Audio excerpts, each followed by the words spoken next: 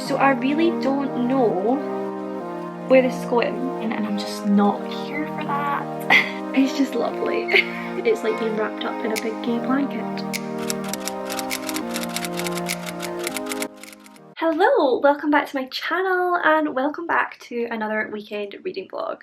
Once again, I am starting this a little bit late. It is currently Saturday night, but I have not read at all so far this weekend, so there was no point in starting a vlog. I'm actually really glad I didn't start the vlog yesterday because it would be really awkward just coming in with the second clip now, having done no reading. So yes, we're starting it on Saturday night again, but there will be lots of reading getting done tonight. I'm on my own. Tomorrow I am going on Maddie's sprints all day long, so yeah, lots of reading to be done.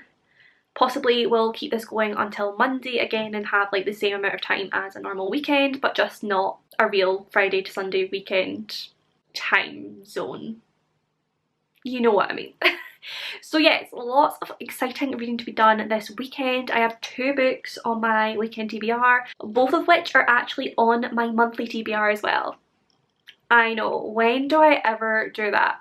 Mood reading is usually the absolute death of me, but if you watched my TBR poem that came out last week, you will know that I have added a stipulation to my monthly TBRs, and that is if I do not finish the TBR in a month, the following month I am on a book buying ban. So I feel like knowing that is really motivating me to actually finish my monthly TBRs, and therefore I want to get them out of the way as soon as possible. So there are 2 of the 5 books from my monthly TBR in this weekend, which will make me feel good, which I feel like I'm off to a good start. So I'm going to get into talking about the books that I'm going to read this weekend, but before I do that, if you could please hit this video a like, it would be hugely appreciated because it really supports my channel. And if you're new here, don't forget to subscribe for more bookish content from me. I post new videos every Saturday and Wednesday, and I also host live weekly reading sprints on my channel every Thursday evening. So these are the books I am hoping to read this weekend. First of all, I'm going to start with The Love Square by Laura Jane Williams. I read Our Stop by Laura Jane Williams in my last weekend reading vlog, I believe, and I absolutely loved it. I gave it 5 out of 5 stars, one of the best contemporaries I have read, so I'm really hoping to love this one just as much. Fingers crossed. It looks like it should be a quick read. Like, I found the last one to be a really quick read, so I'm hoping to read this tonight and hopefully finish it off tomorrow, and then I'm moving on to one of my most anticipated books of all time, and that is The House in the Cerulean Sea by TJ Klune. This one looks a bit more hefty. Like, the pages are thin, they're quite small font, but I hope I'm going to fly for it because I hope I'm going to absolutely adore it. I have been told I will. So I really want to start this tomorrow on Maddie's sprints because A, I want her to see my reactions because she actually gifted this to me and I know how much she loves it.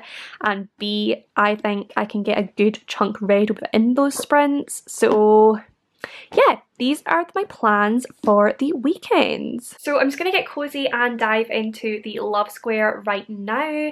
For anyone who doesn't know, this one is basically about the character of Penny, I believe, this young woman at the bottom, and she is very unlucky in love, but then she decides to throw herself into the dating world and she meets not 1, not 2, but 3 men and begins to date all 3 of them. And then it's all about her having to find the one, decide which one is for her and why. So yeah, I'm hoping for lots of humour, I am hoping for lots of fluffy romance. So yeah, I'm just going to get cozied up and dive straight into this one. Hello, so I have just sat and read the first 68 pages of this. One big swoop, nice and quickly. I raced through those first 68 pages, so I know for a fact this is going to be such a quick read for me. It is flowing, it is fast, I love it, as most contemporaries are for me. I feel like I'm already really invested in this story. Like, Penny as a character, I really like her. I already feel really invested in her and her story and her love life. I also love how she is like a chef in this and she works in her own cafe that she has, and she works with her friend Stuart, who is a very nice addition to the storyline. I love their dynamic and their work life, and yeah, that whole aspect I'm really enjoying. This one, there have been a couple of moments that have been like really funny that I have laughed at, but this one doesn't feel as sort of like humorous as Our Stop did. Our Stop gave me like Talia Hibbert vibes because there was so much like witty humour in there that I like laughed out loud at constantly. This one is not giving me those vibes so far, and that was one of my favourite things about Our Stop, so I don't know how I'm going to feel about this as we go on. I don't know if there is going to be more humour in here. I don't know. So that is going to be an interesting thing to look into as we go further into the book. At the moment, I'm a little bit confused because she has clearly met the first guy, Francesco, and he seems pretty perfect. Like, they seem really happy and he seems to be doing and saying all the right things. He cares about her, he listens to her, he dotes on her, but he's also funny and sexy as well.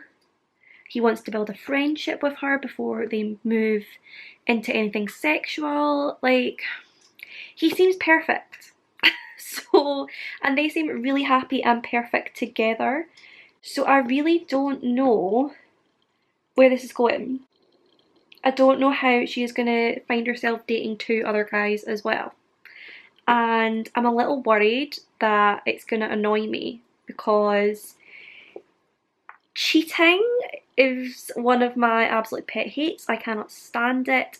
And I know if you're just dating someone, you're not technically cheating, but if she continues to be this happy with Francesco, but then also dates other men behind his back,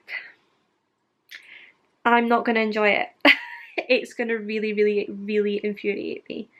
I'm going to quickly lose... She's going to quickly lose her likability factor for me. So I'm really hoping that's not what's going to happen. I'm hoping Francesco is going to have some faults or something. I don't know. Yeah, I'm a little bit worried. I'm a little bit concerned. But so far, I'm really, really enjoying it. So I'm going to go back and throw myself into hopefully another 60 or so pages. Okay, so I'm now on page 130 of the Love Square, and all I'm gonna say is I now understand how there can be more love interests. Something just happened and I'm a little shook. Like, I literally just finished that little scene and texted Rachel straight away and told her how shook I was because I did not see that coming. And I'm quite upset, I'm not gonna lie. I was really enjoying my happy, perfect romance and that has just been shat on. That's fine. I am still really, really enjoying this. If you can tell, I'm on page 130. I am flying through this. Like, I feel like I've not even been reading it that long at all.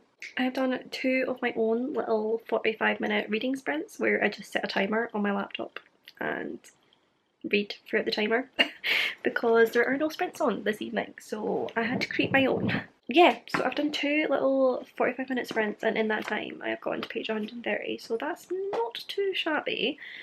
I think if I wanted to, I could read this all in one sitting and finish it tonight, but I'm not sure I do want to do that. I don't know, I'm going to see how I feel. I'm definitely going to make it to halfway, there's no question about that. And then I'm going to see how I feel because obviously I'm up early tomorrow to be on Maddie's sprints at 10 AM, so part of me is thinking I should just chill out, go to sleep, and then get up and read the rest of it tomorrow. And probably finish it within like 2 sprints, and then start the house in the cerulean sea. You see my way of thinking here? I don't know, I have not decided yet, and I am just talking you through my thoughts right now, which there's no point in. So yeah, basically still enjoying this. All lovely hopes have just been shat on, but that's fine. Oh, also really loving how the whole idea of sex has been dealt with in this so far. Like, I feel like that you don't ever read any romances where the first time is bad. Like, usually you have all this whole like built up sexual tension between them and then they finally have sex and it's like amazing, fireworks and all that jazz, whereas in this one you actually see like the first time being bad and then them working on making it better, which I think is so much more realistic in my opinion. Like obviously, yeah, there are some people who it's just like sparks, fireworks from the outset, but we all have our bad days. And that's okay, and that's not something that is talked about enough or like represented enough, I feel. And I think it should be represented more so that people feel more normal about not having like a Hollywood romance, because that's unrealistic. So yeah, I like that, but I'm going to stop talking now and continue reading. Hi friends, so I am now on page 169, so I am just over halfway with Love Square, and my least favourite trope has just reared its head in this, and that is miscommunication. There are two characters in this. Something happened earlier in the book and they are not talking about it, and they're saying it's fine, let's just move on, let's not communicate, let's not discuss it, like we'll just move on from it. They're both saying like they think they know what the other one thinks about the situation, and I am pretty sure neither of them actually know, and we are not getting an explanation for this whole event because the two of them will not communicate. And I know that this happens in so many romances and contemporaries, but I just really hate miscommunication. Like, I just talk to each other. Like, just talk. Like, so we'll see how that continues. If it keeps coming up and causing issues and they still don't communicate, it's gonna really, really annoy me. But yeah, I'm still really enjoying it, and I'm loving the whole chefy aspect of it. It kind of reminds me a little bit of With the Fire on High, just the whole idea of her like getting lost in her passion for food and how much she loves it. I do love that aspect. And we have some non-binary representation in this. One of the characters, Charlie, is non-binary, which is amazing. I love to see some diversity in there, and it has gotten a lot more like witty, which I'm so happy about, because that was one of my, like I said, it was one of my favourite things about Our Stop, so I really wanted that to be in here as well. And it is like the flirty banter between characters is just top notch. And like the witty dialogue, like Laura J. Williams just does it so well. So yeah, I'm really enjoying it. It's very clear as well, like Laura J. Williams is definitely a feminist, because there are so many just little things in here that are just like, I just love. There's such good moments. Like there was a moment where one of the guys said to Penny, "Oh, good girl," and she was like, "First of all, I'm not a girl, I'm a woman. I would never call you a boy because you are not 9." And I just love that, because it's so true. Like it's something that I mention all the time, is that women are always referred to as girls, whereas you would never refer to a man as a boy. You would call him a man. And yeah, I just love that. So yeah, really, really enjoying it. I don't think I'm enjoying it as much as I enjoyed Our Stop so far. Like Our Stop, I just loved it. Like it just gave me 5-star feels the whole way through. This one I'm really enjoying, but not as much as Our Stop. So we will see what happens as it continues, because a lot of the time like the ending can totally change my rating, so we shall see. But right now I'm gonna go to bed, and then I can finish this on Maddie's sprints tomorrow. Hello and happy Sunday. I am currently on Maddie's reading sprints, as I said, and we're just chilling, getting some good reading in. Yeah, I have been reading more of The Love Square, and I'm now on page 253, so I've got just over 100 pages left to go, so I'll definitely be finishing this one during the sprints and then moving on to The House in the Cerulean Sea as well, which is very exciting. In terms of The Love Square, I am enjoying it. I am definitely enjoying my time with it, but it just is nothing compared to Our Stop for me. Like Our Stop I absolutely loved with my whole heart. This one is just like I'm enjoying it, but it just doesn't feel like anything special in any way. And the bit that I've just read now kind of feels like the end, basically, so I don't really understand how there's another 100 and odd pages to go. And I also feel like if it does continue for another 100 pages, it's just I'm gonna get bored or annoyed, because in my mind what has just happened is an ending for me, and that's how I want things to end. So if it now takes another 100 pages, I feel like things are going to go back and forth again, and I'm just not here for that.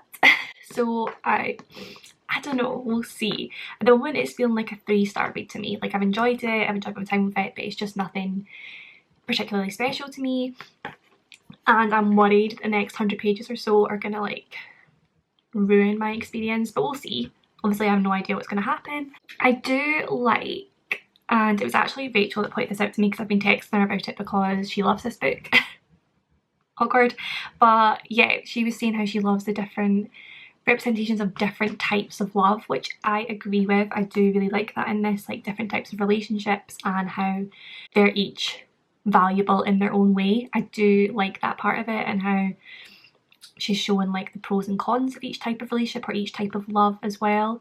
I do like that, but I don't know, it's just not giving me what I need. It's just not. And I think as well I had such high expectations for this considering how much I loved Our Stop, and maybe that has tainted my experience with this one as well because it's just nowhere near as good for me. I don't know. And also we have gotten to, it's page 253 and she is now in her love square. That annoys me as well. Like I thought this was going to be like she'd get into her love square really quickly and then she'd be like dating all 3 guys and try to work out who she wanted, sort of thing. It is taken, what, like 3/4 of the book for her now to be in her love square. So I don't know, like I don't know if that's like a, I feel like that's kind of like false advertising in a sense, because that's not what I'm getting from this book.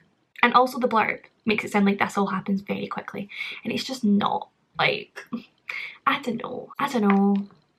We'll see. I'm gonna sit and finish this book now, so I will come back to you with final thoughts very soon.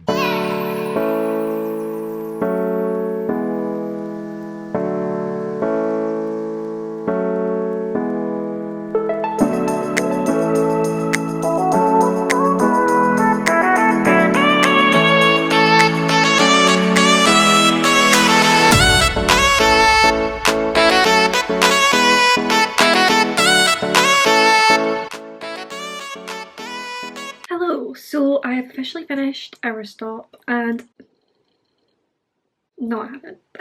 I have not finished Our Stop. Well, I have finished Our Stop, but that was last week.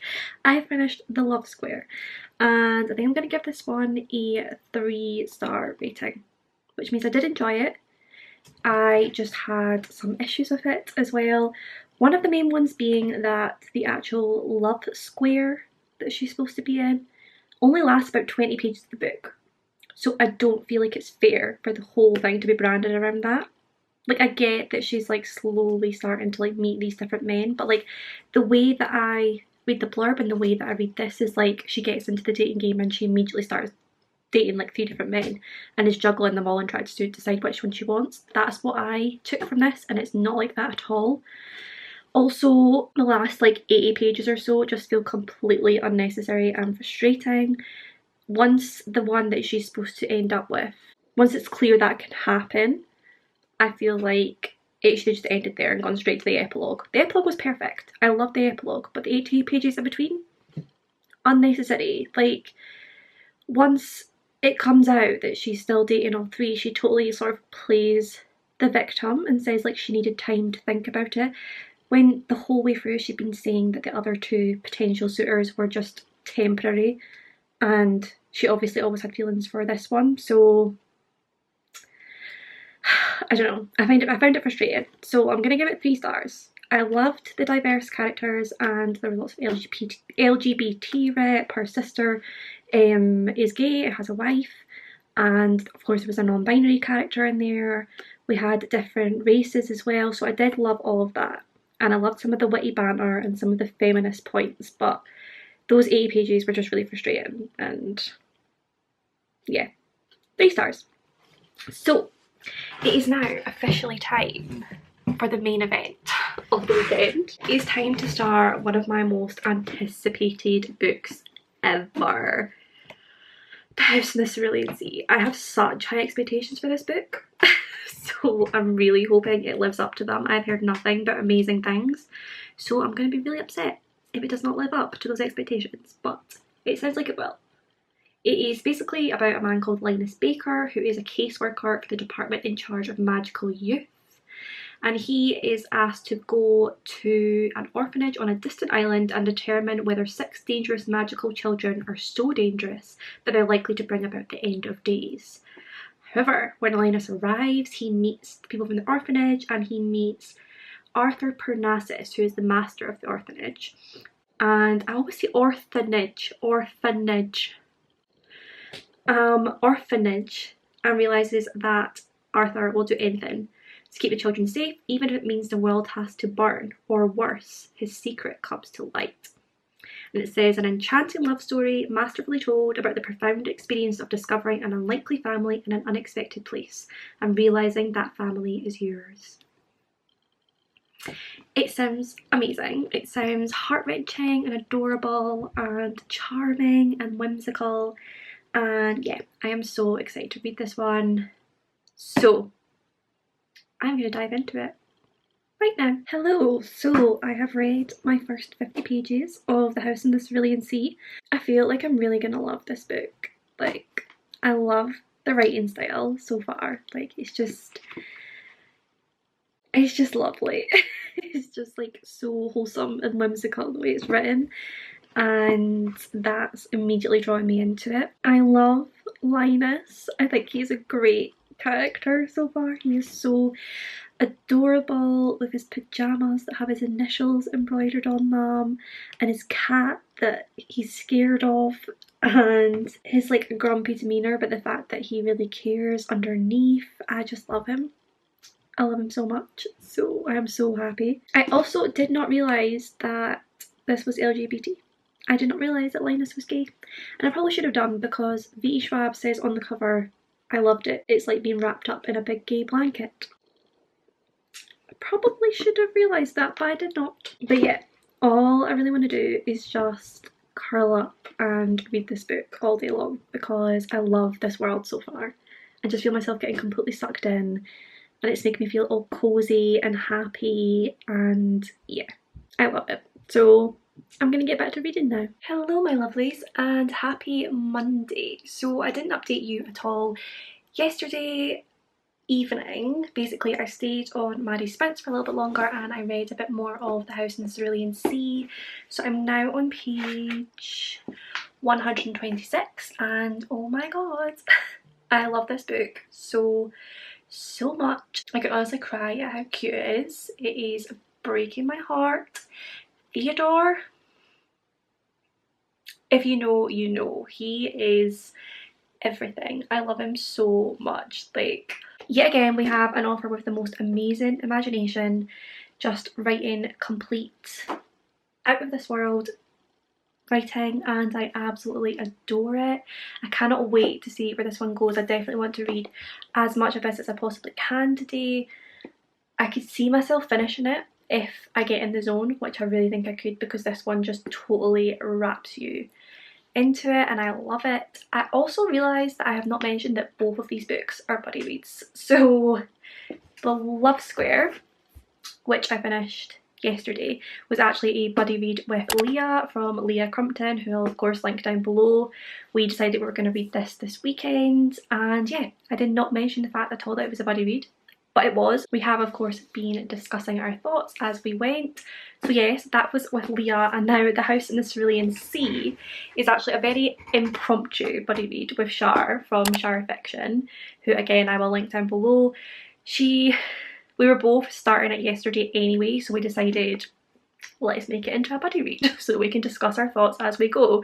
So yeah, very impromptu buddy read, but I am reading this with Shar now, which is lovely.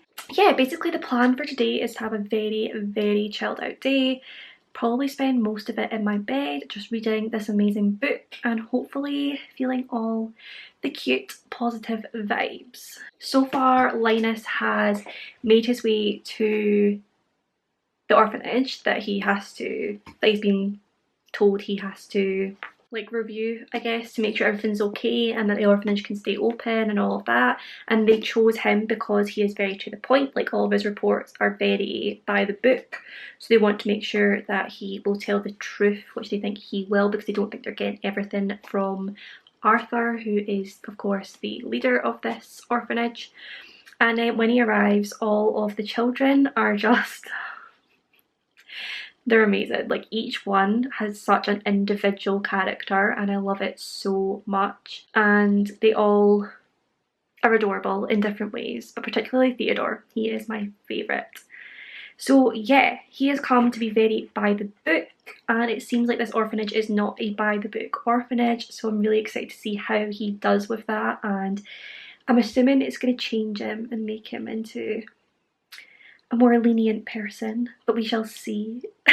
So yeah, I'm gonna go and get cozy and read some more of this just now. Hi friends, so I have been doing some more reading and I have now reached page 200 of The House in the Cerulean Sea, so I am officially past the halfway mark and I am still absolutely loving this book so much. It is just so adorable. Like, I am reading it and I've been reading it beside Brandon and I've generally just been going, oh, and like making ridiculous noises the whole way through, and he's just sitting there judging me because I'm crying over this book, but it is the sweetest thing. I'm also loving everything in it about acceptance and like owning your own identity and not judging people by their appearance or preconceived notions of them, and getting to know them properly before making any judgment on them. That whole aspect of it I just really love, and some of the, I kind of wish I had like tabbed this book or maybe taken notes on some of the quotes, because some of the quotes have just been absolutely beautiful about sort of like identity and acceptance and things like that, and especially because it's all through the use of children, it just makes it all the more like hard hitting, I guess, that these children are completely ostracized from society because of their like magical powers aspects. I don't know, they're magical in certain ways, and so the people who live on the mainland just across from their island just hate them and like send them notes telling them that they shouldn't be there and things like that. And these are like 6-year-old children, and yeah, it's horrible, but there's so much amazing stuff in here, so many amazing quotes and the most amazing characters. Like Theodore I think is still my favourite, he's just the cutest thing. I also love Chauncey.